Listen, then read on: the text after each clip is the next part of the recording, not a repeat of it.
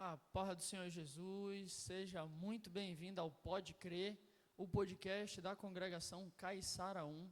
Hoje temos a honra e o privilégio de estarmos aqui com o nosso convidado, pastor Seabra, alguém que tem nos edificado bastante nessa jornada de fé, alguém que cada pregação é, na verdade, uma aula teológica aí, e eu sempre falo para o meu pai que a gente consegue identificar quando a pessoa está pregando, se ela realmente é um estudioso da Bíblia, porque ela vem trazendo detalhes, vem trazendo assim umas preciosidades que realmente só quem se debruça sobre a Escritura vai saber, né? Tem muita gente hoje que prega aí superficialidade, então a gente consegue identificar, né? A gente lendo, a gente estudando, como o senhor bem diz, que Bíblia não se lê, se estuda, né?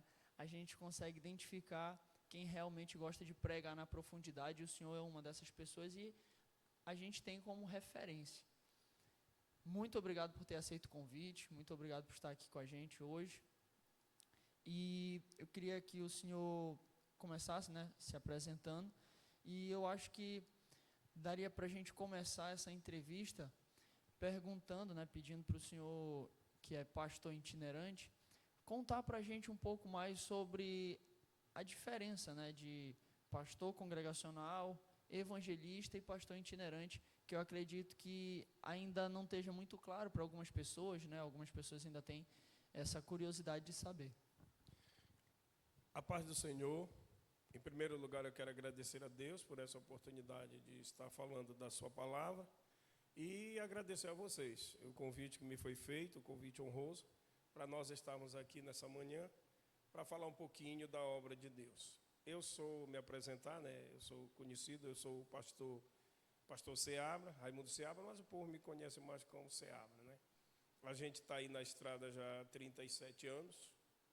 Eu aceitei a Jesus em 85, na cidade de Tucuruí, com o pastor Gutenberg, que hoje Deus já o tem.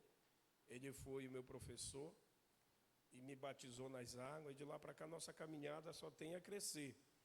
E a respeito da diferença entre o evangelista, o missionário, na verdade a itinerância nem se comenta muito. A gente usa esse termo porque itinerante, mas na Bíblia é missionário e evangelista. Agora, qual é a diferença? A diferença é que o evangelista, ele chega no local, ele prega, ele faz um trabalho e vai embora. O apóstolo Paulo, ele era um evangelista, porque ele fundava trabalho, ele nunca ficava, o máximo que ele ficou foi 18 meses em Corinto, isso a pedido de Deus, mas ele estabelecia pessoas para ficar no trabalho que ele iniciava. O trabalho do evangelista, biblicamente, é esse, é pregar o evangelho e depois ir embora, para outro lugar, ele vai abrindo trabalho. O missionário já é diferente. O missionário, ele vai para abrir trabalho e ficar ali cuidando. O missionário chega num local onde não tem igreja evangélica e ali ele abre ali um ponto de pregação, ele vai evangelizar, ele vai crescer e às vezes vira até pastor, presidente daquele campo. O missionário, ele chega e arma a tenda. O evangelista não. O evangelista, ele é o ganhador de alma para outros cuidarem. Essa é a definição dos dois. E o itinerante é porque você não para no local, né? Você sai daqui, eu pelo menos, hoje eu estou numa cidade, amanhã eu estou noutra e por aí vai. Então essa é a real diferença. Amém. Pastor, e como o senhor disse, né? Hoje eu estou numa cidade, amanhã eu estou em outra. O senhor realmente tem um portfólio muito grande de locais onde o senhor tem a porta aberta para pregar e tem viajado bastante, levado o nome do Senhor por vários lugares. Queria que o senhor falasse um pouco a respeito do que o senhor tem feito e do que o senhor tem visto aí pelo mundo afora, digamos assim. Olha, hoje eu tenho uma lista de pastores, amigos, muito grande. Porque hoje eu já prego em 14 estados do Brasil, né? Então, nós conseguimos, nesses 37 anos, fazer essa amizade. Eu já fui missionário na Paraíba, passei 3 anos no Tocantins, né? E nós temos trabalho em várias... O nosso campo mesmo, a Comiadepa, é muito grande. Nós fazemos um trabalho tanto no sul do Pará, como nessa região aqui, também para as ilhas, Marajó, né? Então, os pastores, eles me agendam praticamente 6, 7 meses, né? E depois a gente só vai cumprindo o cronograma. Mas o trabalho meu é isso. Hoje, só os que eu conheço no Pará, hoje eu não tenho mais nem necessidade de sair do Pará. Não que eu não tenha amigos fora, com certeza, mas a minha agenda hoje, só os pastores da Comiadepa aqui no Pará enche, o ano todinho, que é muito campo, né? A gente está falando aí de 4.000 pastores em campo aí, não é fácil. Então, graças a Deus, mas isso leva um período de tempo, né, para a gente conquistar aí. E tirando disso, eu fui missionário também no Piauí, também no Maranhão, já preguei muito lá no Ceará, onde já passei de 20 dias pregando. Então, a nossa agenda é grande hoje pelo nosso conhecimento, graças a Deus, né? O senhor tem também um trabalho com tribos, né? E acho que seria interessante o senhor falar um pouco a respeito do que Deus tem feito em meio às tribos indígenas. Eu acredito que ainda seja um tema um pouco comentado, né? Poderia ser mais comentado a respeito da propagação do Evangelho em diversos aspectos. A gente vai tocar nesse assunto logo mais na frente. Olha, a respeito do trabalho nas tribos, eu faço um trabalho a convite de pastores que já estão pastoreando lá, né? Porque existe esse protocolo, para entrar na tribo, você precisa que tenha alguém já lá. O pastor, tem pastores amigos da gente, e nos convida. Aí a gente vai, passa 3, 4 dias, até 8 dias eu já passei. Aí a gente faz o trabalho de evangelização, visita nas casas, nas aldeias. Mas Deus está fazendo maravilha nesses lugares. O problema é que a mídia não chega lá, né? Não é como na cidade. Hoje o pregador está na cidade, está sendo filmado, amanhã está na mídia. Lá não, é difícil. Tem lugar que é difícil acesso. Então, aquilo que não se vê não é comentado. Mas Deus faz maravilha no meio dos indígenas, no meio do quilombola, né? E a gente faz esse trabalho também. Então, o que Deus faz fica lá mesmo, só se a gente falar, porque não existe propaganda quase. Hoje, graças a Deus, já tem alguns meios aí lá via satélite, nas aldeias, para mostrar o trabalho que está sendo feito, mas a internet, né, já está chegando nas aldeias, isso é bom. Mas Deus faz maravilha através dos missionários. Eu particularmente gosto desse trabalho nas aldeias, nos quilombolas, porque é um povo simples, um povo amável, a maneira como eles nos recebem é maravilhosa. E só querem ouvir a palavra de Deus. E Deus abre o coração e Deus cura, liberta, faz maravilha no meio deles. Eu gosto desse trabalho. Glória a Deus. Pastor, o senhor poderia estar contando para a gente algumas experiências assim que lhe marcaram ao longo desse longo ministério? Olha, durante esses mais de 30 anos, a gente teve muita experiência, né? Eu, por menos, eu tive uma experiência que eu fui pregar eu fui pregar em Parnaíba, e eu tive lá num grande congresso, e quando eu vim de lá, né, o pastor comprou minha passagem no ônibus da Boa Esperança, lá era para sair 9 da manhã. Quando nós chegamos na entrada do Maranhão, era meia-noite, e o ônibus bateu de frente com um caminhão, né? Morreu o motorista, mais 7 pessoas. E eu estava na poltrona 14. E na 17, perdão, eu mesmo tinha escolhido. Na hora de comprar a passagem, o pastor perguntou para a moça lá, que vende passagem, qual era a poltrona que tinha disponível. E ela disse, tem a 14 e tem a 17. E eu escolhi a 17, que eu gosto do número 7, né? E na hora da batida, até na 14 morreram. E na 17 eu estava atrás, né? E foi um negócio assim que me marcou muito, porque quando o ônibus bateu de frente com o caminhão, que morreu essas 7 pessoas, motorista, ia dar assim, mais ou menos, era de meia-noite para 1h, nós quebramos a janela do ônibus alta, e saímos. Quando eu rodei assim, para vir para frente do ônibus, para ver o que realmente tinha acontecido, eu chorei, né? Eu fiquei muito triste de ver aquelas pessoas, o motorista sacou a cabeça dele, escorria sangue. É uma coisa, começou a chegar a gente, foi terrível. E no meio daquela desgraça, o céu estava bonito, estrelado, e eu olhei para o céu e disse para Deus chorando. Eu vi criança morta, e eu disse para Deus, Senhor, ia sair um ônibus meio-dia, porque eu peguei esse das 9, né? Pressa de chegar em casa. E eu disse para Deus, eu sei que tu me livrou, mas por que tu permitisse que eu entrasse nesse ônibus? Eu poderia vir no do meio-dia.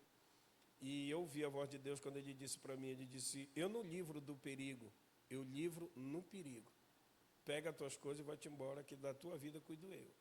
Isso foi uma experiência que me marcou muito. A outra foi um acidente perto de Marabá, também, que nós tivemos a infelicidade de capotar, e o carro quebrou todo, mas graças a Deus, nos 2 acidentes que eu tive, assim, que me marcou, só quebrei o óculos, 2 óculos que eu perdi. Graças a Deus, então isso aí marcou muito, né? E também o terceiro foi no Ceará. A gente pregando no Ceará, no sertão mesmo, onde a gente tomava banho com uma garrafa de Coca-Cola, que não tinha água lá, e quando dava 6 da tarde, né? A missionária vinha com uma garrafa de Coca-Cola com água e dizia, olha, isso aqui. A gente pegava assim com a mão, só para tirar a poeira, né? Botar a roupa para ir para o culto. E isso aí me marcou muito, porque de noite ele chegava assim, e apesar daquela dificuldade, da seca, eles diziam para a gente assim, obrigado por você ter vindo trazer essa palavra. A gente agradece muito a Deus pela vida de vocês sair da cidade de vocês para pregar aqui para a gente, é maravilhoso. Isso aí marca muito a gente, né? Amém, é verdade. Já que a gente entrou, né, a gente falou a respeito dos ribeirinhos, a respeito dos índios, que não tem tanta divulgação, né, e o senhor falou a respeito agora no final, a respeito de que em meio à dificuldade, mesmo em meio à dificuldade, existe ali um mover de Deus, né, como nessa situação que o senhor falou agora há pouco. E a gente sabe que hoje, né, a mídia ela veicula muito a questão da dificuldade, né, porque é o que vende. As pessoas estão mais interessadas em ouvir falar a respeito de coisas ruins do que de coisas boas. Queria que o senhor falasse um pouco a respeito do que Deus tem feito hoje, na atualidade, nos últimos anos, o que Deus tem feito, mesmo não sendo tão divulgado, né, Deus tem agido e continua agindo de uma forma soberana. Olha, eu vejo assim, toda moeda ela tem 2 faces. Nós temos que olhar as 2 moedas, né? Aquele caso que Jesus disse a Pedro, dai a César o que é de César, a Deus o que é de Deus. Jesus disse em Mateus 24:14, sobre o grande sermão, falando da profecia, ele disse que por se multiplicar a iniquidade, o amor de muitos esfriaria. Então aqui nós temos 2 situações. Jesus está falando da multiplicação da iniquidade no mundo e do esfriamento na igreja. Então nós temos que ter esses 2 olhares. O problema é que o povo só quer olhar de desgraça. Quando nós damos muita ênfase ao que está acontecendo aí fora, nós esquecemos de Deus. Parece assim que só o diabo está metendo terror. dá a impressão que o diabo tomou conta do mundo, porque é desgraça para cá, é desgraça para ali, é desgraça para lá. E parece que Deus está em silêncio, mas Deus, ele nunca ficou em silêncio. Se você for ver a história de Jó, tudo que aconteceu na vida de Jó foi desgraça. Nós sabemos disso. O fogo do céu matou os gados dele, né? Os salbeus matou ovelha, os salbeus roubaram gado e tal. Levantou-se uma tempestade no deserto, derrubou a casa, os filhos deles morreram. Tudo que aconteceu na vida desse homem foi desgraça promovido por uma ação maligna. Mas você pode olhar na história de Jó que você nunca Jó dando louvor ao diabo. Nunca. Tudo que acontecia, o que era que Jó dizia? Deus me deu e Deus tirou, exaltando Deus. Se alguém chegasse com Jó e dissesse: "Ei, Jó, peraí, é muita desgraça, isso não é Deus, não." Eu tenho certeza, conhecendo um pouco das Escrituras, que Jó ia dizer: há 60 anos que o diabo está querendo entrar na minha casa e não entra, meu amigo. Se ele entrou agora, é porque Deus permitiu. Então Jó estava certo. Então o mal, ele só pode entrar na nossa casa se nós permitir. Como? Dando brecha. Tirando disso não entra.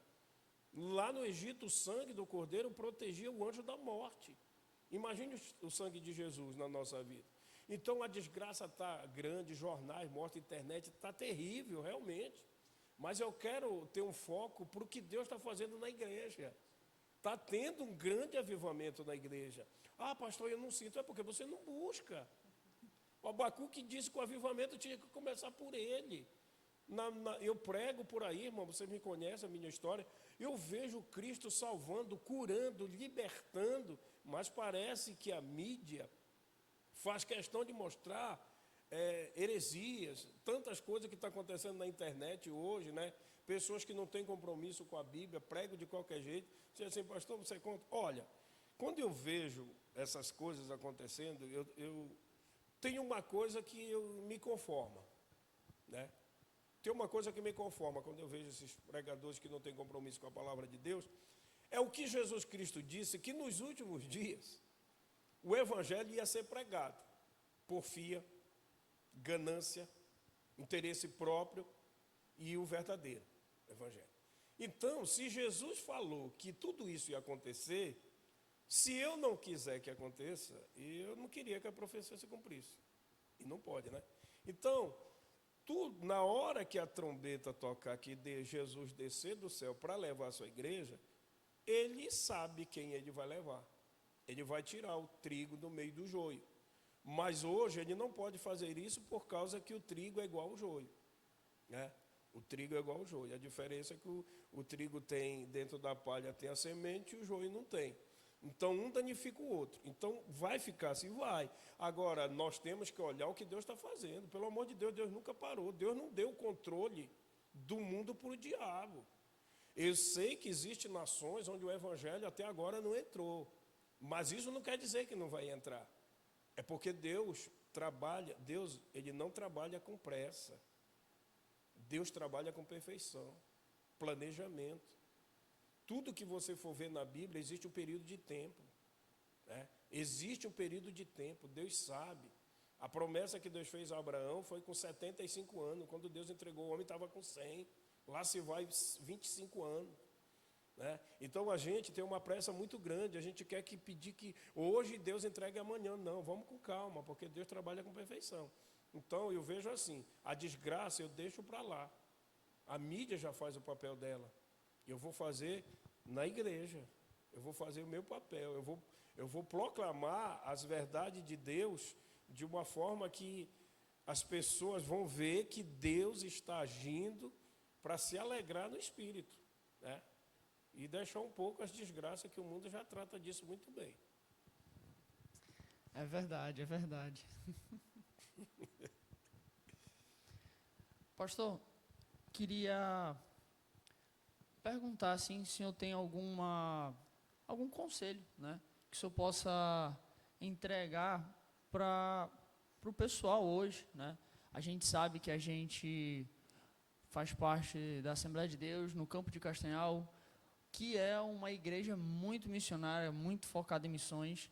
E eu queria saber se o senhor tem uma palavra assim, que o senhor possa deixar com relação a isso, né? Uma palavra de incentivo, alguma coisa, algum conselho relacionado à importância da gente estar fazendo missões e propagando o evangelho.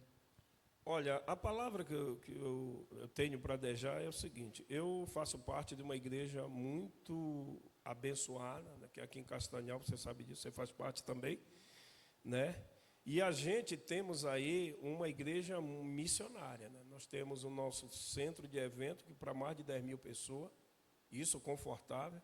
Nós temos um templo central maravilhoso, nós temos mais de 80 congregações, nós temos 2 campos que já saíram, né? Jaderlândia e o Monte Sinai saíram, porque senão nós já estaríamos chegando a quase 200 congregações aí a caminho.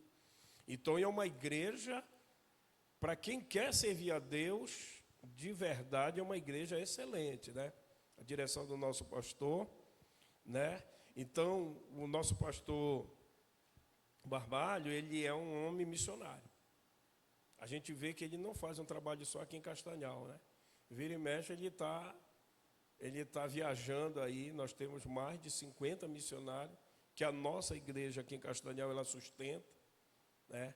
E eu, como viajo muito, eu sei de tudo isso. A gente vai, come com missionário. E agora, quem não sabe dessas coisas, fica falando besteira, né? Pensa que a igreja não... Mas a igreja tem um trabalho social excelente. É uma das igrejas, a maior igreja de Castanhal evangélica é a nossa, né? Nós temos aí quase 7 mil membros, né? Então, quer dizer, é uma igreja, muitos obreiros. A nossa igreja, ela é uma igreja que estuda a palavra de Deus. Tem escola bíblica dominical, ela tem doutrina, né? Eu faço parte dessa igreja esses 37 anos. Eu amo essa Assembleia de Deus. Eu prego em outros ministérios, não tenho preconceito nenhum, porque os colegas, pastores de outro ministério, me levam porque eu prego Bíblia. E a Bíblia, ela entra em qualquer lugar. Aonde a Bíblia não entrar, Deus não entra. A Bíblia é a palavra de Deus. Então, o conselho que eu dou, principalmente para esses mais novos que estão chegando na nossa igreja, estude a Bíblia. Bíblia não se lê, estude. Eu tenho 7 Bíblias em casa, só para estudar, porque eu nunca estudo um texto isolado. Bíblia não se estuda texto isolado.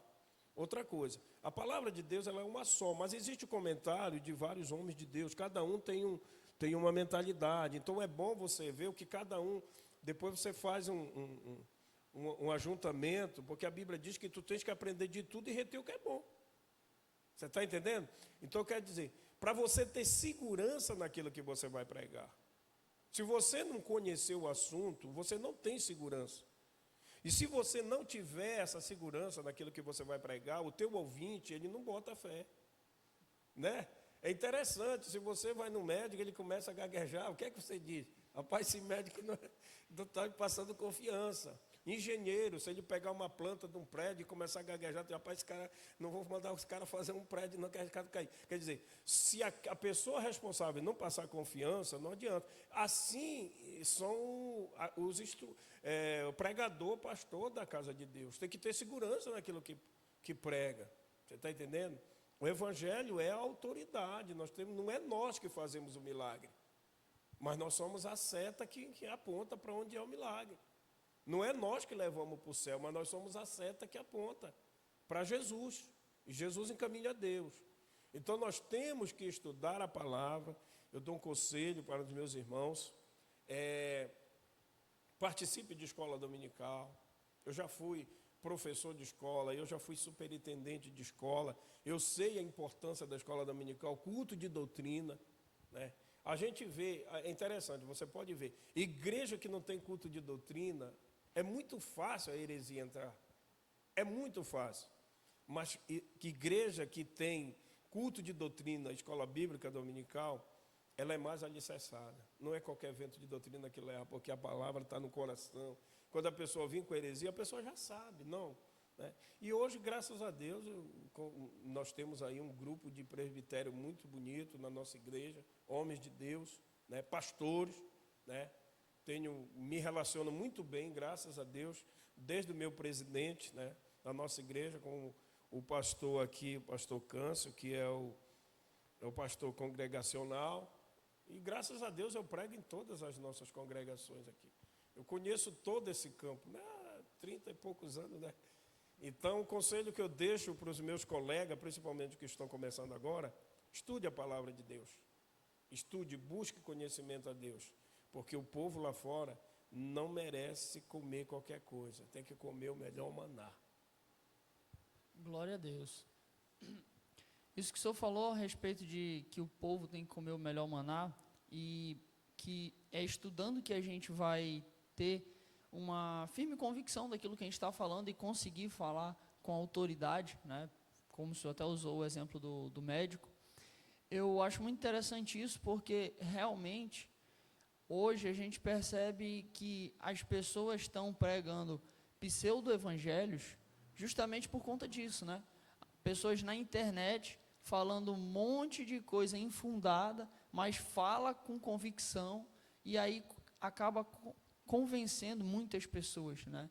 Eu tenho até falado bastante, por onde eu tenho tido a oportunidade de passar, que um erro muito grande que as pessoas estão cometendo hoje em dia é deixar de congregar onde tem uma liderança que está orando, pedindo direcionamento de Deus para estar exercendo a liderança, para estar entregando uma palavra. Por exemplo, lhe convidam para pregar, certamente que o senhor tem todo um tempo de preparo, de estudo e meditação, e também de oração, pedindo para Deus o direcionamento da palavra, né? E as pessoas, muitas das vezes, hoje em dia, estão tão fracas assim, né, que elas estão deixando isso para assistir coisas na internet. Eu não tenho nada contra vídeos na internet, inclusive a nossa congregação veicula bastante vídeos na internet, no YouTube, mas o que eu digo é que muita gente tem deixado de lado, por exemplo, um culto de doutrina, onde vai doer um pouco, para assistir coisas que vão massagear o ego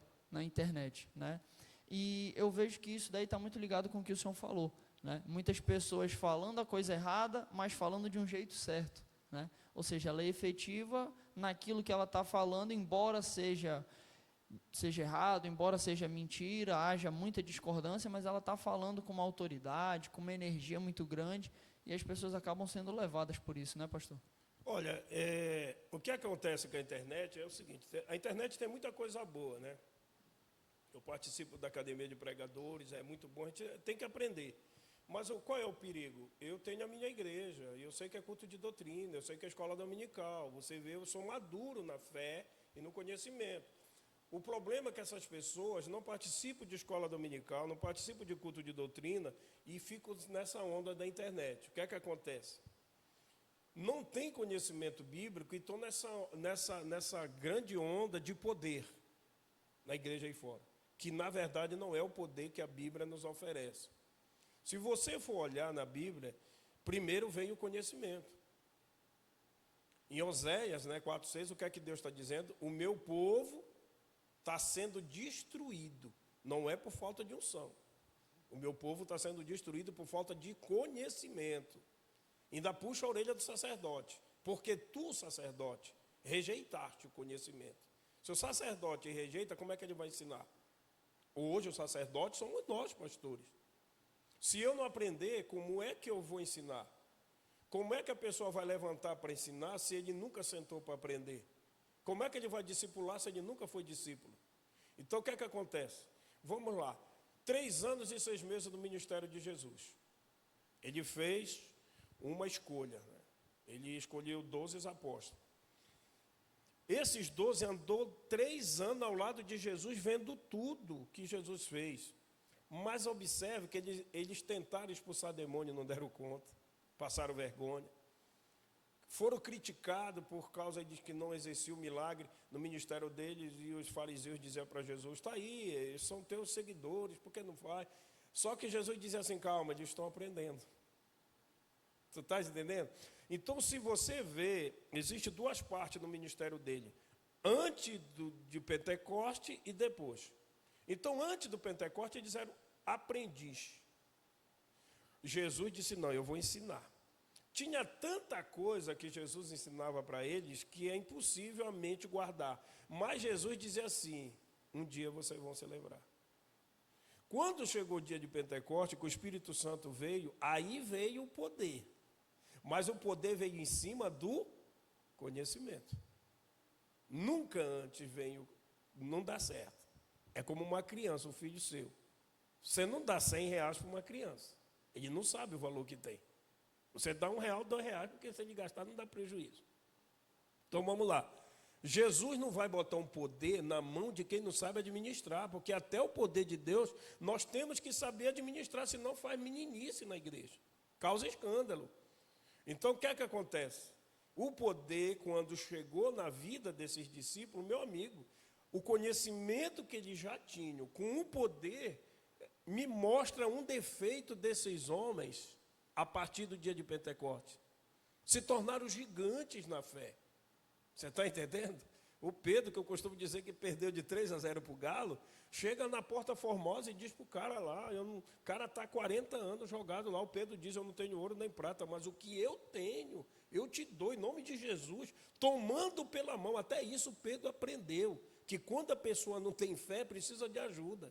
Pedro não apenas falou, ele disse, o que eu tenho eu te dou, levanta, tomando-o pela mão.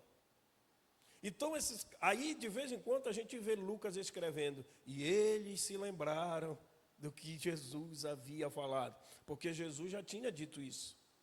Quando o Espírito Santo vier, esse era o papel do Espírito Santo e é. Jesus falou aos discípulos. Quando o Espírito Santo vier, ele vos fará lembrar de tudo aquilo que eu falei. Convencerá o homem do pecado, da justiça e do juízo.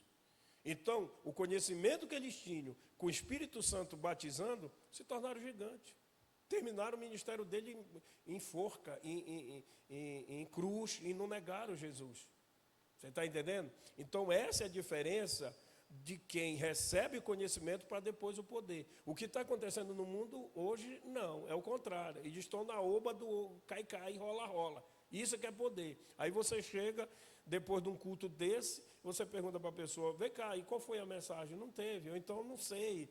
Mas o que foi? Mas eu caí, eu rolei, eu vi, vou pular. Então o mundo está indo nessa onda, você está entendendo? Aí hoje não está bem aqui, aí já aparece um profeta ali no canto, que eu quero deixar bem claro, eu não sou contra profeta. Agora, vamos entender o que a Bíblia diz.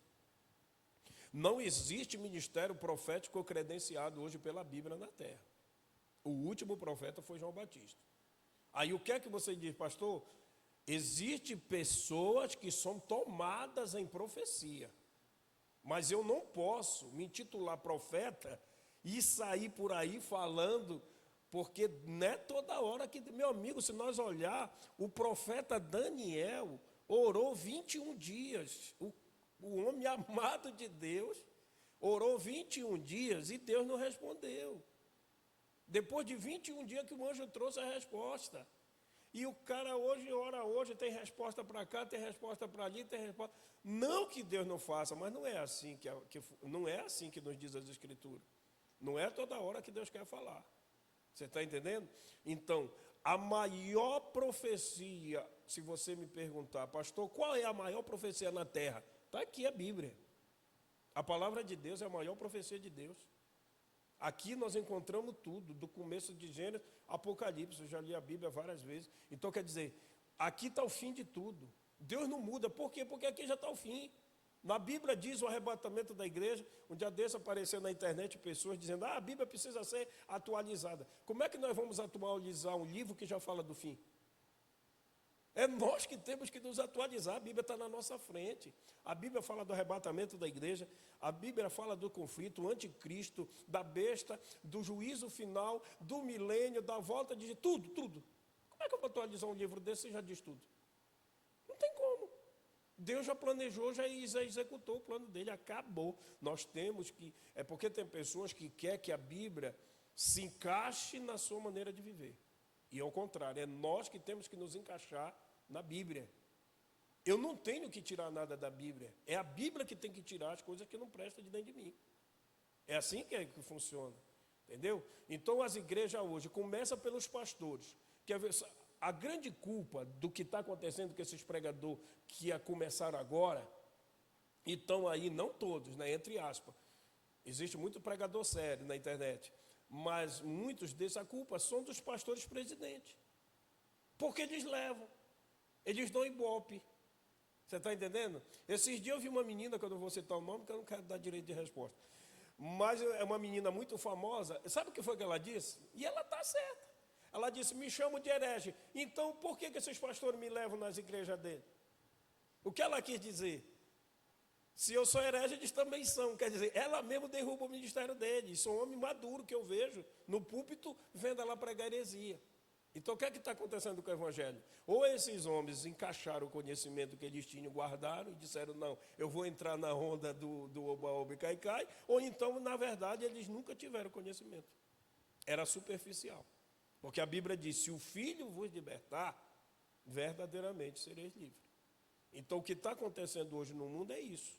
Falta de conhecimento e só para finalizar, que eu me lembrei aqui, a minha palavra, sobre a pessoa que tem,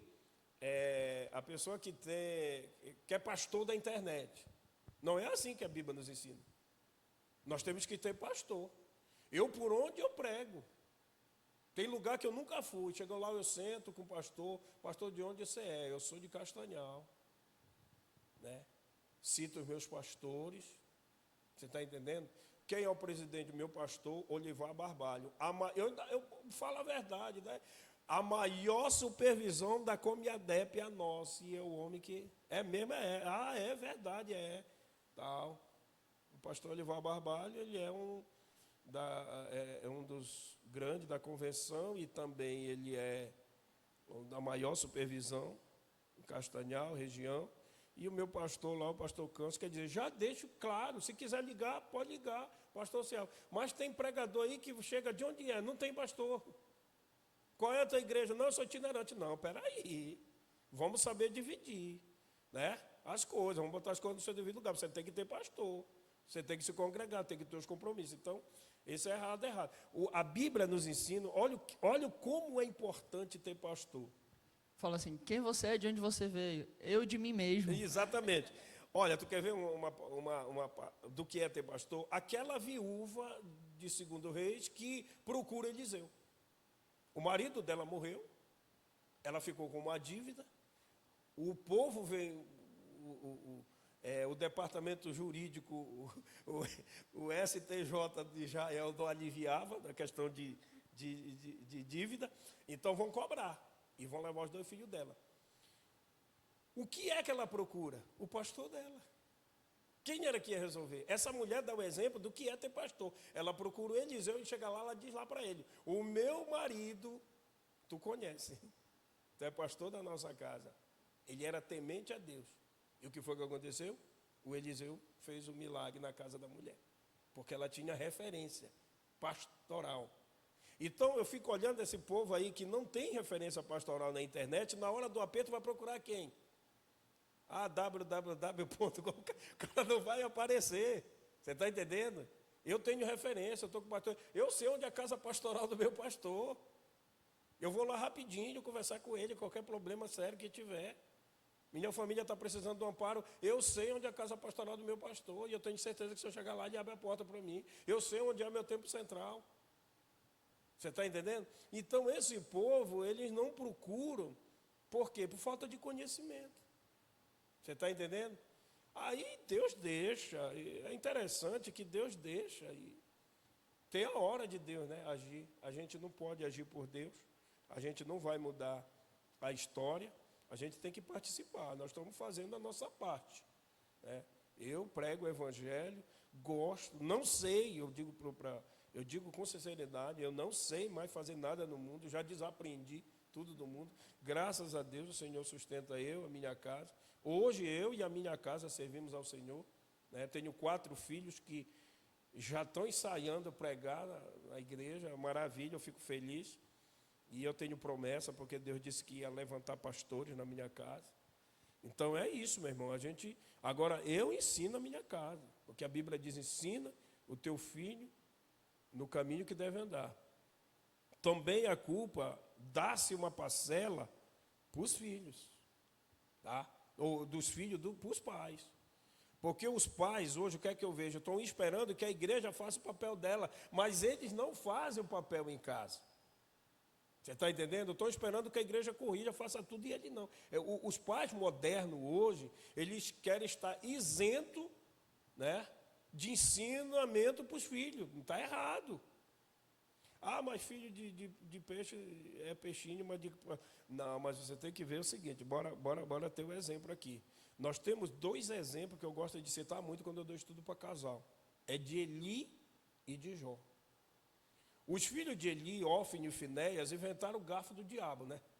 Que é o garfo de 3 pontas. Porque lá o sacerdote, ele tinha direito a um garfo de 2 pontas, né? Então, quando a carne era jogada no caldeirão, a gordura era para Deus, era o oferecimento do sacrifício. E a carne cozida era para sustento da casa do sacerdote. Aí o Ófine e o Finéias metiam o garfo, que era a ordem de Deus, e a carne que pegava era deles. Só que as 2 pontas, estava pouco, eles inventaram o garfo de 3. Por isso que o garfo de 3 é do diabo. E aí, para vir mais carne, e Deus se irou com isso, né, além da prostituição. Aí o que é que acontece? Isso tudo acontecendo na casa de Deus, e Deus chama, o pai deles, que era o sacerdote maioral, deveria ter chamado a atenção e não chamou.